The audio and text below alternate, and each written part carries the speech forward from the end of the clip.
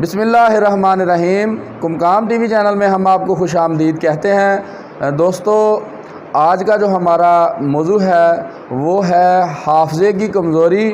اور پرانے پاپیوں کی نامردی۔ تو دوستو، اگر آپ نے ابھی تک ہمارے چینل کو سبسکرائب نہیں کیا تو ہمارے چینل کو سبسکرائب کر کے بیل آئیکن کے بٹن کو پریس کر دیجئے،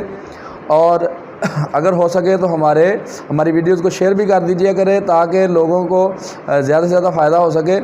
تو دوستو، آج میں آپ کو ایک ایسی ہومیوپیتھک دوا بتانے جا رہا ہوں جس سے کثرت جمع کی وجہ سے، یا جو لوگ عمر رسیدہ ہو جاتے ہیں اور بہت زیادہ اپنی زندگی میں جمع کر چکے ہوتے ہیں، یا اور بہت ساری غلط کاریوں کا شکار رہ چکے ہوتے ہیں، تو اس وجہ سے جو کمزوری ہو چکی ہوتی ہے، یا سوزاک کی وجہ سے، بد فعلی کی وجہ سے، ہاتھ رسی کی وجہ سے جو سوزاک ہوا ہوتا ہے، اور اس کی وجہ سے جو کمزوری ہوتی ہے، تو اس میں یہ دوا نہایت فائدہ کرنے والی دوا ہے۔ تو زیادہ بد فعلی یا زیادہ جمع کی وجہ سے سوزاک کے ساتھ ساتھ جن کا حافظہ بالکل ختم ہو چکا ہوتا ہے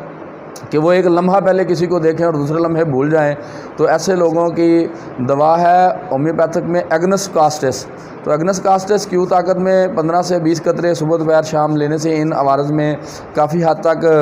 افاقہ ہوتا ہے۔ تو یہ دعا جو ہے وہ جنسی عوارض میں مرد اور عورتوں پہ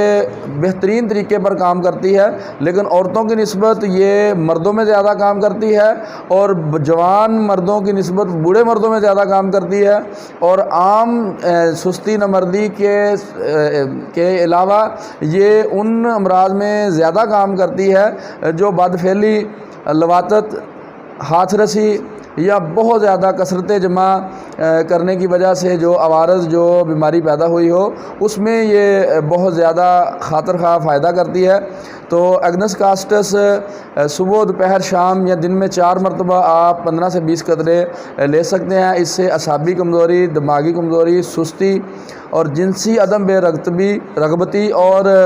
حافظے کا جو حافظے کی کمزوری ہے، اور جو حافظے کی کمزوری کی وجہ سے کندھوں میں درد رہتا ہے اور حرام مغز میں درد رہتا ہے، وہ بھی اس سے انشاءاللہ العزیز ٹھیک ہو جائے گا۔ تو دوستو، نئی ویڈیو تک کے لیے ڈاکٹر ابو قمقام ہاں جنجوا کو اجازت دیجیے، تب تک کے لیے اللہ حافظ۔